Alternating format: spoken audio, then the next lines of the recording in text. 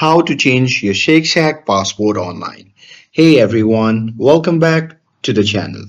If you need to reset your Shake Shack password, here is the quick way to do it online. So now, without further ado, let's get started.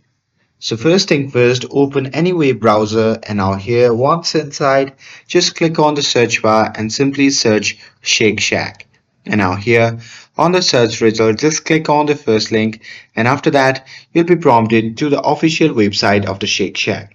Now here simply log in with a credential and once logged in, you can just click on your profile icon in the top right corner and then go to account settings and there you simply have to find the change password option and after that you simply have to tap on it once you found it and on the next page you have to enter your current password and then type in a new one and there make sure that your new password is strong with a mix of letters numbers and symbols which works best and once you're done with it you can just click save and your password will be updated instantly across your account.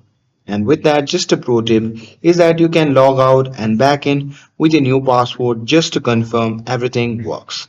And that's it. With this, if you found this video helpful, then don't forget to like, share, and subscribe to get updated for more videos. Thanks for watching, and I'll see you in the next video.